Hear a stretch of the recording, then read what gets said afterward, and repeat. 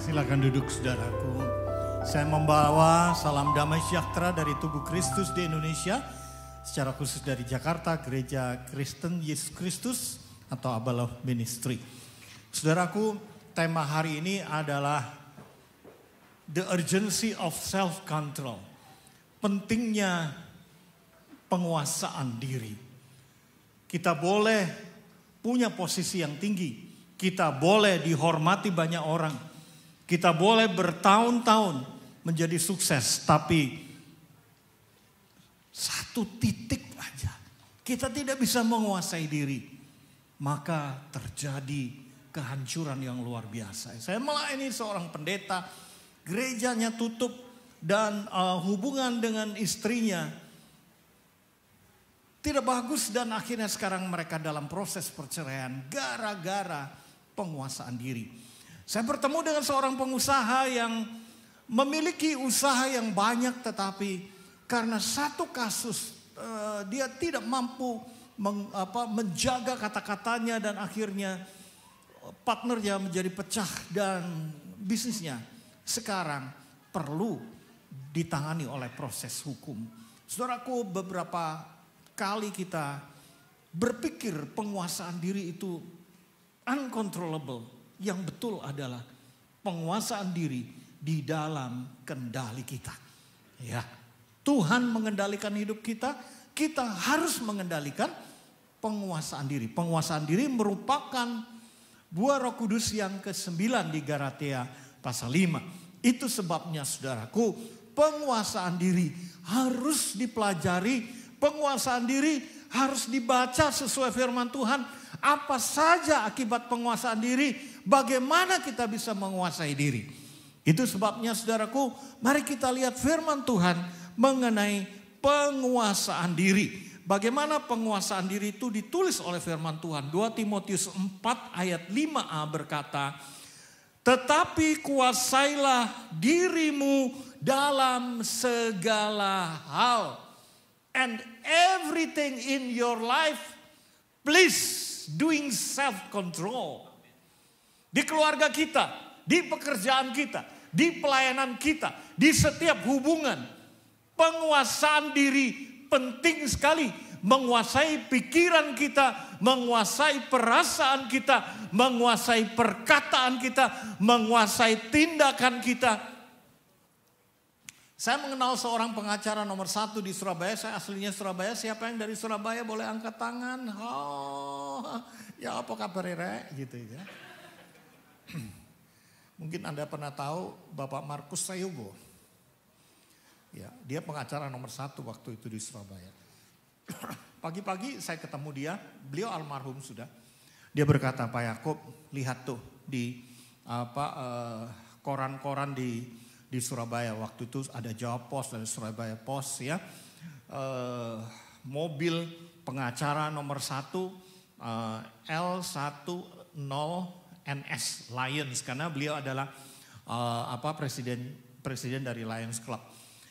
Parkir di depan panti pijat plus, ya kan? Nah dia cerita, Pak, itu ceritanya karena saya itu nggak dapat parkir, terus saya nggak berpikir itu panti pijat, ya sudah saya parkir aja. Tapi mobilnya Mercy dan tiba-tiba viral tuh di mana-mana.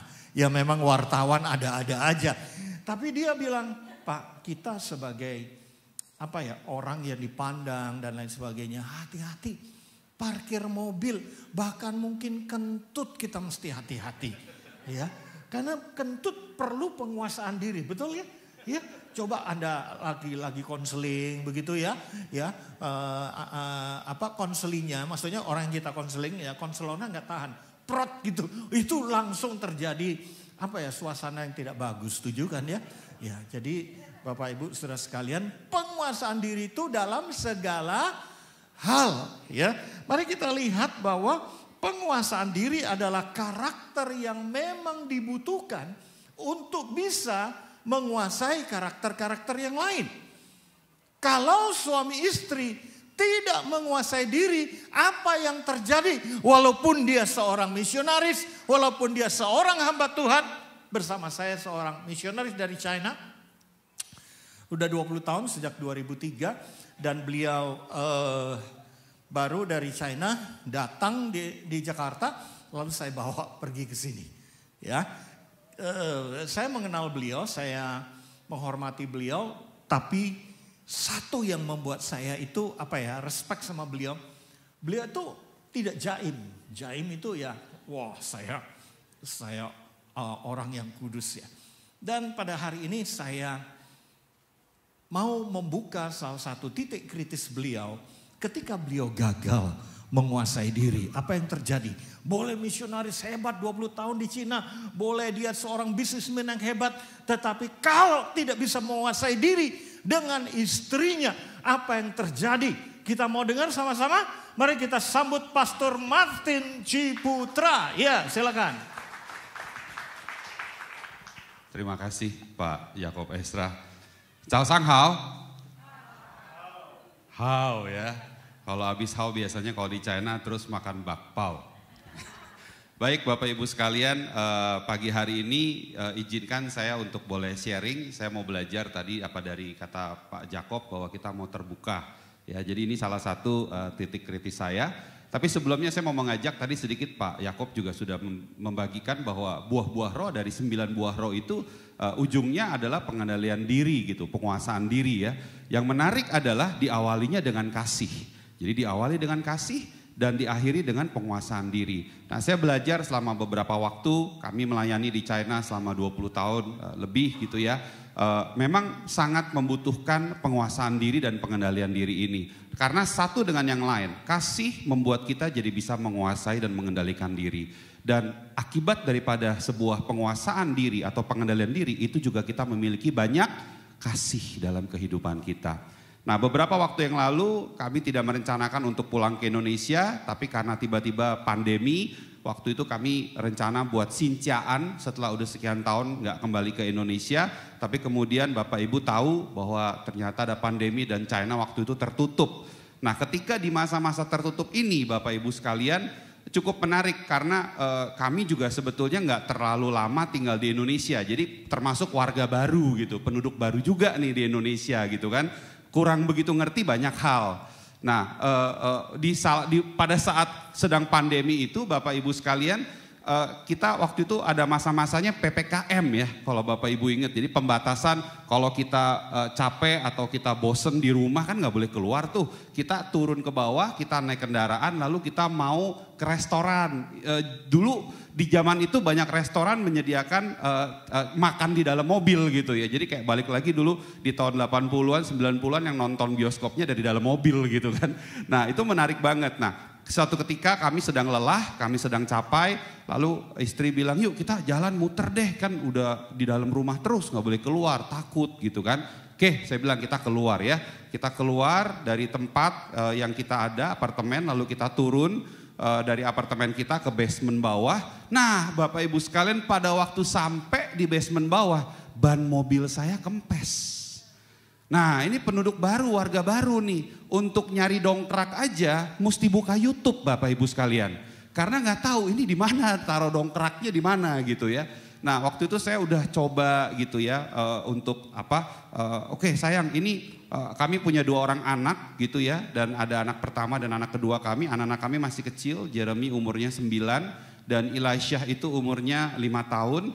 Dan waktu itu karena kita juga sudah pengen pergi, saya bilang oke, gini aja, kita ada sedikit bawa bekal, kalian coba makan di atas kendaraan, makan di atas mobil. Saya pikir kan ganti ban berapa lama sih gitu kan, paling juga mungkin 10-15 menit selesai gitu kan.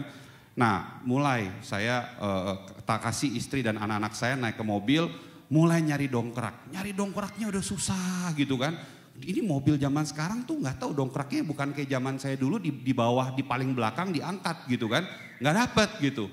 Nah, cek ke YouTube, oh dikasih tahu ada di samping, terus mesti titik tertentu, oke kita ikutin. Itu pakai baju tuh udah lumayan lengkap pada waktu itu Bapak Ibu. Karena rencananya kan memang mau pergi, kita mau muter gitu kan. Kita rencana mau have a great day gitu kan ya, makan bersama keluarga.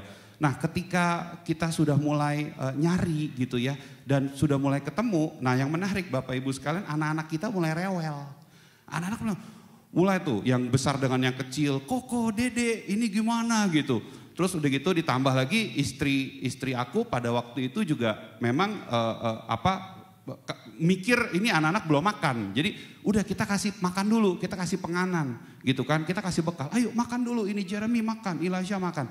Lagi sedang mau dikasih makan seperti itu, anak-anak gak mau. Karena mereka lagi berkelahi, Koko Dede nih, Koko Dedeknya berkelahi. Di saat lagi sedang seperti itu menarik banget, aku lagi di bawah gitu kan, lagi berusaha untuk cari-cari dongkrak, terus istriku mulai manggil gitu, sayang cepetan ini kesini, kamu lihat gak ini anak-anak seperti apa ini, mau bagaimana gitu kan. Nah itu aku kondisi Bapak Ibu udah keringetan jauh kemana-mana, itu di basement daripada apartemen, terus nyari titik buat ngedongkraknya juga susah. Jadi dari tadinya saya mau nunduk-nunduk gitu, pikiran masih mau bersih-bersih. Terakhir udah kagak bisa Bapak Ibu sekalian, udah tiarap di bawah. Dan di bawah itu basement gak pernah dicuci dan kotor sekali. Jadi saya udah baju udah tengkurap nyari titik buat ngedongkraknya di mana. Lalu kemudian lagi dalam keadaan berkeringat, berpeluk kesah begitu, tiba-tiba ada suara dari atas gitu. Sayang, kamu cepetan kesini. Ini anak-anak mau bagaimana ini? Wah, itu Bapak Ibu ilmu Shaolin tingkat tinggi sudah keluar di atas Bapak Ibu sekalian.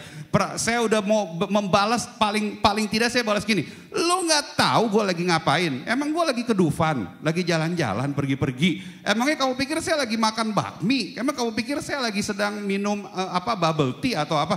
Gue udah lagi tengkurap di bawah mobil dan udah nyarinya aja udah susah Bapak Ibu sekalian. Tapi puji Tuhan pada waktu itu saya juga memahami dan mengerti ya. Untuk bisa parenting itu butuh dua sisi. Butuh dari sisi ayah dan juga butuh kerjasama dengan dari sisi ibu. Dua-duanya sangat dibutuhkan. Nah pada waktu itu saya cerita itu walaupun ilmu Shaolinnya udah mau keluar Bapak Ibu sekalian. Tapi saya tahan gitu, saya butuh waktu diem terus. Lagi sedang diem-diemnya ditanya lagi, kenapa diem? Kok dari tadi dijawab kagak ngomong, kenapa diem? Ini jadi juga nih, kayaknya jadi nih. Itu kita punya kendali atas hidup kita ya Bapak Ibu ya. Itu sepersekian detik saya udah jadi nih, kayaknya jadi nih, udah kita ribut aja udah sekalian. Tapi puji Tuhan Bapak Ibu, yang diawali oleh kasih. Kasih itu termasuk kasih agape. Kita belajar tidak pernah sesuatu yang baru. Tetapi karena kasih agape sudah diberikan, kasih agapau sudah diberikan dalam kehidupan kita. Kita juga bisa mengasihi istri dan anak-anak kita. Waktu itu saya udah tahan ya. Terus udah tahan begitu. Iya sayang, saya yang mana yang mesti dibantu? Ini pada gak mau makan, berantem berdua-duaan di atas mobil gitu. Udah saya naik. Mulai saya ajarin anak-anak saya latih gitu kan. Keadaan baju saya tuh udah semuanya tuh udah penuh dengan debu yang udah sekian tahun di basement gitu kan. Nah yang menarik begitu saya udah selesai Bapak Ibu sekalian. Terus istriku ngomong gini, udah kita gak jadi pergi ke sana. Kita naik aja ke atas. Udah ya, dia tinggalin saya Bapak Ibu sekalian di basement. Terus dia sama ajak anak-anak, udah bilang Bapak sama Papa kita naik aja ke atas. Naik ke atas Bapak Ibu sekalian. Nah bagaimana respon kita pada waktu itu? Bagaimana? Apakah kita akan konflik? Apakah kita akan justru malah sikap ini pribadi saya Bapak Ibu. Nah waktu itu akhirnya saya sadar sekali bahwa kita ini kekristenan itu sangat identik dengan kasih. Amin ya Bapak Ibu sekalian ya. Dan ini saatnya untuk praktek kasih. Saya tahan, saya bilang oke sayang begini aja. Kamu sama anak-anak naik dulu ke atas. Ini sorry karena aku tadi pikir cuman urusan 10-15 menit. Ini gak sangka urusannya jadi lama nih gitu kan. Tapi boleh gak kamu stay di atas, jangan tukar baju dulu. Nanti pada saat aku sudah oke, kasih aku waktu mungkin 10-15 menit lagi. Aku panggil kita sama-sama tetap pergi. Boleh ya sayang ya kita sama-sama tetap pergi. Oke sayang, ya udah kalau kayak gitu. Ya walaupun jawabnya marah Bapak Ibu sekalian. Tapi akhirnya istriku naik dan beberapa saat ketika aku sudah bisa ganti ban. Akhirnya kita pergi sama-sama satu keluarga. Tetap kita walaupun waktu itu terbatas tapi kita makan sama-sama di mobil Bapak Ibu sekalian. Ya saya berharap semoga apa yang saya saksikan ini bisa juga membangun iman daripada kita semua. Tuhan Yesus memberkati. Emosional membuat kita sulit menguasai diri. Apa yang dialami oleh Pastor Martin adalah emosi yang bisa dikontrol. Ego kalau tertrigger kita merasa dilecehkan akhirnya kita juga kehilangan self control. Kita cenderung reaktif, cenderung impulsif. Saudaraku, hari ini simple saja. Self control adalah hal yang bisa kita kontrol. Kita tidak bisa, Tuhan tolong aku untuk menguasai diri. Tuhan dari surga berkata, hei, itu tanggung jawabmu. Kamu harus melatih. Kalau gagal, bangkit lagi. Karena orang benar bangkitnya 7 kali. Artinya apa, saudaraku? Harus belajar lagi. Mungkin di antara saudara pada siang hari ini, pagi hari ini, ada yang sering gagal dalam menguasai diri. Dalam pikiran, dalam perkataan, dalam perasaan, dalam ego. Mari kita belajar bersama-sama, saudaraku. Saudara, penguasaan diri seringkali dipicu oleh keadaan yang emosional yang membawa kepada kehancuran. Pengendalian diri dapat dilatih. Pengendalian diri dapat dibangun melalui latihan, melalui disiplin diri tanpa menyerah. Ya, kita tetap waspada, peka terhadap kesadaran nurani. Seringkali ketika saya marah kepada driver saya, kepada pembantu, kepada istri saya, nurani saya, ya, mendengar suara nurani itu harus tenang sebentar, seperti Pastor Martin tadi, tarik napas, ya. Ketika situasi tidak benar, kita tetap berespon benar. Ketika orang tidak benar, kita tetap berespon benar. Karena penguasaan diri bukan benar atau salah. Bagaimana kita bisa berespon benar, saudaraku? Singkatnya, mengapa kita perlu memiliki penguasaan diri?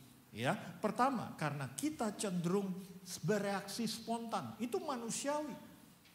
Ya, tidak perlu merasa berdosa, bersikap reaktif, yaitu bertindak dahulu tanpa dipikir. Ya, kedua, kita lebih senang bersikap semaunya yang dapat menimbulkan kerugian daripada bertindak tertib melalui penguasaan diri. 3, kita perlu penguasaan diri sebagai suatu latihan iman dan dasar bagi pengembangan karakter lainnya. Sesungguhnya dalam penelitian saya, saudaraku, terutama penelitian orang-orang yang di penjara, saya meneliti penjara laki-laki, penjara perempuan dan penjara anak-anak, rata-rata mereka gagal menguasai diri, menguasai pikiran, perasaan dan kemauan, tindakan, perkataan dan perbuatan mereka. Nah, saudaraku, kalau setiap kita berarti termasuk saya, ya. Nah, kalau kita mau tahu siapa yang sering tergoda dengan penguasaan diri, saudara mau tahu? Ya, mari saya berikan salah satu sinyal yang tidak 100% benar, tapi 80% benar. Ya, ayo mari kita kalau berdoa, tangan dilipat seperti ini. Ya, oke. Nah, kalau jempol kiri kita di atas, ya, berarti kita harus waspada. Jempol kiri di atas artinya otak sebelah kanan kita lebih dominan daripada otak sebelah kiri kita. Nah, itu otak sebelah kanan adalah otak imajinatif kita. Ya, bolehkah saya tahu siapa yang jempol kanannya itu di atas? Ya, yang jempol kanannya di atas. Ya. Saudara sama dengan saya. Berarti tidak nyombong, bisa menguasai diri. Ya. Tapi kalau jempol kiri di atas, saya tidak akan minta angkat tangan, ya. Tetapi waspadalah, ya. Hati-hatilah, ya. Biasanya orang yang jempol kirinya di atas itu tubuh sebelah kirinya dipicu oleh otak sebelah kanan, dia impulsif, dia reaktif, dia memang suka seni, dia menikmati hidup. Kalau jempol sebelah kanan seperti saya, biasanya hidupnya monoton, baju itu aja, ya, dan rada pelit, saudaraku, ya. Jadi kalau jempol sebelah kanan di atas itu rada pelit, memang semuanya dihitung, ya. Nah, kalau ada di antara saudara jempol kiri dan kanannya tidak bersinggungan, kalau seperti ini berarti saudara bakat main voli.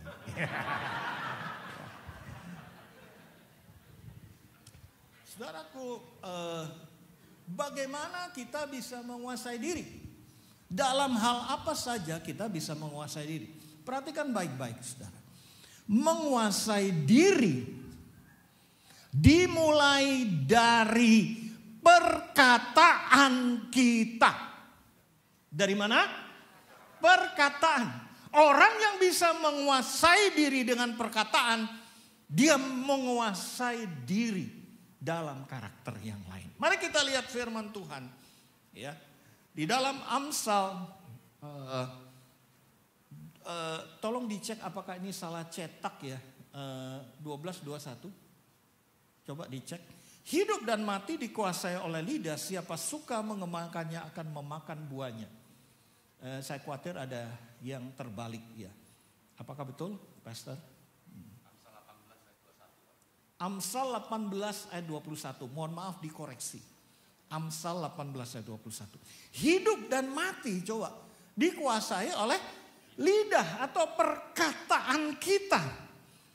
Siapa yang suka berkata-kata, dia memakan akibatnya. Saudaraku, dimulai, ya ini yang betul, dari cara kita bicara. Latihan penguasaan diri dari perkataan. Saudara tidak bisa bilang, Tuhan bungkam mulutku. Nggak bisa. Tuhan kasih kita kehendak bebas. Kita mesti tahan diri. Kalau pasangan hidup kita tidak sesuai dengan keinginan kita seperti Pastor Martin tadi. Itu tenaga dalam ya. Jangan terus langsung buat dasar kamu apa-apa. Bagaimana dengan anak kita? Bagaimana dengan partner kita? Saya melakukan konseling dengan seorang ibu yang sudah 21 tahun menjadi sekretaris lulusan SMA. Gajinya 50 juta di Jakarta. Lulus SMA 50 juta, bosnya perempuan juga. Tapi hari itu dia bilang, Pak, saya tidak peduli, saya gaji berapa aja. Saya pokoknya Senin saya mau resign. Kenapa? Dia tuh tidak tahu diri, Pak. Dia sudah melanggar garis-garis privasi saya. Maksudnya apa? Besok hari Sabtu saya suruh masuk, padahal itu hari ulang tahun anak saya, Pak. Anak saya perempuan satu-satunya, saya nggak bisa, Pak. Terus dia ngancam, kalau sampai kamu tidak masuk, kamu keluar saja dari perusahaan ini. Saya bilang, Bu, yang nggak bisa menguasai diri ibu atau bos ibu? Dia mulai tenang. Kayaknya bos saya ya. Kamu udah berapa tahun? 20 tahun lebih, 21 tahun. Oke. Kamu boleh buka, ya, boleh tulis. Tapi jangan dikasih sekarang. Nanti Senin aja. Nah, itu saya sudah tahu bagaimana mengendalikan orang yang emosi karena terpicu penguasaan diri. Besok Sabtunya dia nggak kerja karena ulang tahun anaknya. Dan dia mulai merayakan, dan hari Senin dia bawa surat resign. Karena bosnya udah mengancam. Ya, kamu harus resign. Dan seperti biasa jam 9 pagi dia dipanggil, dia, Bu, saya ngajukan surat. Surat apa? Surat resign, Bu. Kan Ibu bilang kalau Sabtu saya nggak masuk, saya harus resign. Dia nggak buka suratnya, bosnya langsung sobek. Kamu itu seperti tidak kenal saya saja. Udah, langsung kita berangkat rapat di luar. Hari itu saudaraku, Tuhan menyelamatkan dia. 20 tahun kerja. Lulusan SMA gaji 50 juta, jangan main-main. Kalau dia kerja di tempat lain juga gak laku. Kenapa? Mau bayar UMR 5 juta di Jakarta aja lulusan SMA susah sekali. Saudara, penguasaan diri dimulai dari perkataan kita. Mari kita lihat selanjutnya saudaraku, apa kata firman Tuhan dalam Kolose 4 ayat 6. Hendaklah kata-katamu senantiasa penuh kasih. Jangan hambar sehingga kamu tahu bagaimana kamu harus memberi jawab kepada setiap orang. Jadi jika kita tidak menguasai diri dalam perkataan, kata-kata kita cenderung melukai hati orang lain. Sekali ngomong nggak bisa ditarik lagi walaupun kita minta maaf. Ketika kita menyadari bahwa kata-kata kita telah melukai, kita bisa minta maaf, tapi maaf tidak menarik kembali kata-kata kita. Oleh sebab itu marilah kita menguasai diri dalam perkataan kita. Nah, bagaimana dengan orang yang diam? Waduh, hari ini khotbahnya bagus. Saya kan gak pernah ngomong. Ya, orangnya nggak pernah ngomong, hatinya tersakiti oleh dirinya sendiri. Sama, itu bicara eksternal atau internal. Itu sebabnya berbicara keluar maupun ke dalam tetap dilandasi dengan pengampunan. Ya, Pak Gembala yang terakhir berkhotbah tentang marah tanpa penyesalan. Dasarnya, mari kita selalu berdamai dengan diri kita sendiri dan sesama. Ya, ayo kita lihat 3 hal menguasai diri. Ya, selain perkataan, kita menguasai dalam 3 keinginan dan perbuatan. Apa itu? Yang ditulis di dalam 1 Yohanes 2 ayat 16. Semua yang dalam dunia yaitu keinginan daging, keinginan mata, keangkuhan hidup bukanlah berasal dari Bapa melainkan dari dunia. Artinya apa saudaraku? Keinginan daging itu 2. Keinginan tubuh dan keinginan jiwa. Keinginan tubuh itu ada 3. Ya, untuk aktif jalan, kemudian dapat asupan, makan, minum, kemudian istirahat. 3 itu aja. Ada orang yang tidak bisa tinggal di tempat, makan minum juga memilih dan butuh istirahat. Sedangkan jiwa menurut Charles Stanley butuh untuk sense belonging dikasihi. Ya. Sense worthiness dihargai dan sense competence dipercayai. Nah, itu kalau digabung, ya, rasa dihormati, rasa dipercayai, rasa diterima. Ya. Itu jika disinggung, wah, bahaya. Itu sebabnya kita perlu menguasai diri di dalam jiwa dan tubuh kita, yaitu keinginan daging.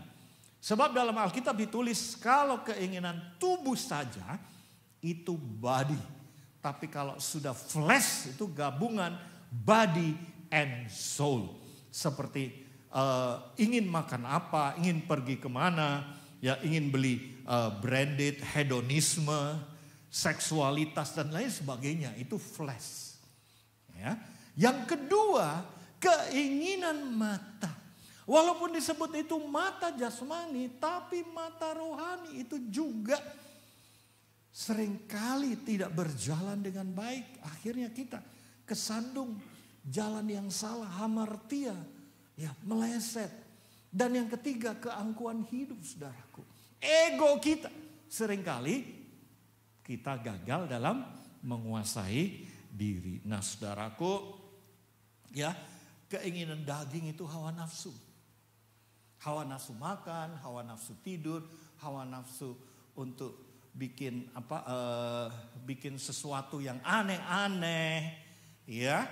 Nah, keinginan mata, nafsu ingin memiliki, saudaraku. Ya, wah, orang lain punya, kok aku nggak punya ya, gitu. Nah, yang ketiga juga keangkuhan hidup mengandalkan kekuatan diri. Kita tidak mengandalkan Tuhan, saudaraku. Pada waktu Yesus dicobai di padang gurun sebelum pelayanan, Yesus telah mengalahkan ketiga hal ini. Ya, masih ingat pencobaan pertama apa? Batu jadi roti. Dia udah 40 hari puasa, lapar kan? Ya, bisa nggak batu jadi roti? Bisa. Ya. Itu keinginan tubuh disangkal. Pencobaan yang kedua apa? Dibawa naik ke bumbungan tinggi. Firman Tuhan berkata kalau kamu menjatuhkan diri maka malaikat akan menatang kamu. Itu apa? Ya, bicara mengenai bagaimana kita menguasai keangkuhan hidup maupun keinginan mata kita. Yesus menang juga. Dan yang ketiga, iblis berkata kamu gak usah mati. Serahkan aja. Ya. Sembah aku. Selesai urusannya. Udah gak usah menderita. Kamu tahu. Walaupun kamu menderita. Orang gak mungkin bisa Nyembah kamu, enggak semua orang ikut kamu. Udah nyembah aku, kamu selesai. Dan Yesus marah. Dia berkata, kamu lupa yang menciptakan kamu adalah aku. Kamu harus menyembah Tuhan. Bukan aku yang menyembah kamu. Dan iblis menghilang. Mari kita saksikan saudaraku. Bagaimana Yesus menguasai diri dengan firman. Bagaimana Yesus menguasai diri dengan kedagingannya. Dia menolak. Orang bukan hanya hidup dari roti dan makanan. Tapi dari kebenaran firman. Yesus menolak juga menjatuhkan diri dari bait Allah. Karena dia tidak mau mencobai firman Tuhan. Dan Yesus menolak dan mengusir setan dengan firman Tuhan. Mari kita saksikan video berikut ini.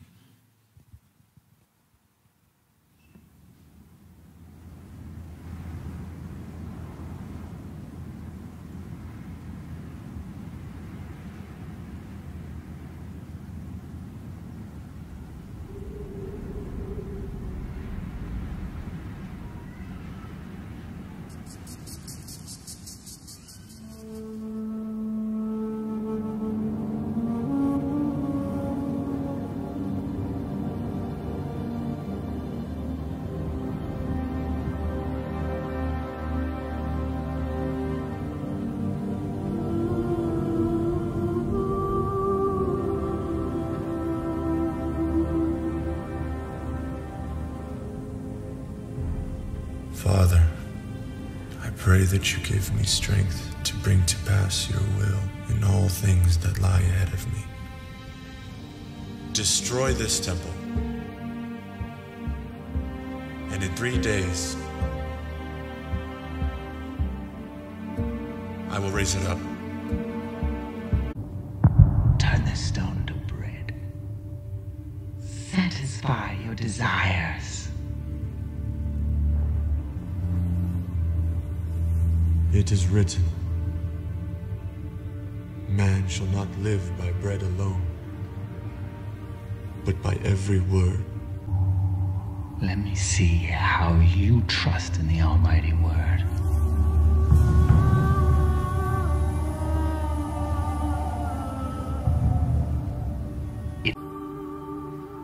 You are the father of lies. You do not stand in truth because there is no truth in you. Your craftiness has been known since the beginning, when in the garden with a forked tongue you twisted my father's words to deceive man. You conduct Wars will be waged. Man will kill man in your name. Why go through this?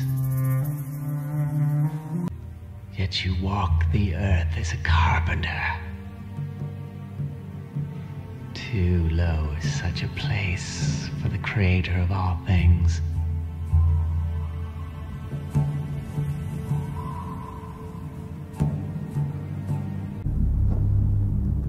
All riches, all the delicious fruits of the flesh, forever.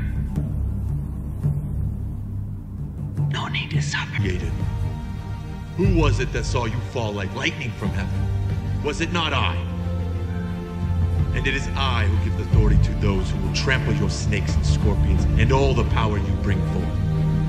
For it is written, you shall worship the Lord your God, and him only you shall serve. Get behind me, Satan.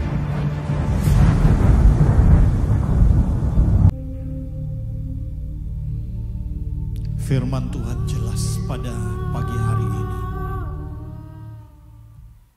Kita wajib menguasai diri. Mengikut Yesus wajib menguasai diri seperti Yesus yang kita ikuti. Yesus menang. Kita pun pasti menang. Di antara saudara yang sudah ingin membalas dendam. Di antara saudara yang sudah ingin melampiaskan hawa nafsunya. Mari berhenti dan bertobat, berbalik kepada kebenaran firman.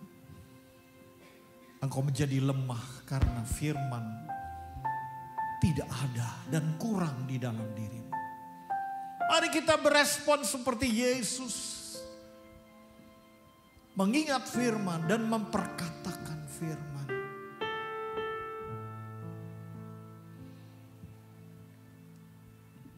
Engkau yang sudah mengutuki pasangan hidupmu, orang yang menyakitkan. Engkau yang tersinggung egomu, tersinggung emosimu. Biarlah damai sejahtera dari Allah Bapa saat ini turun.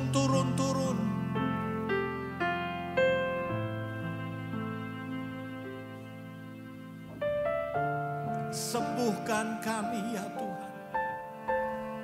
Tolong kami yang selalu reaktif di dalam perkataan, dalam perbuatan, dalam pikiran, dalam perasaan, dalam kemauan kami.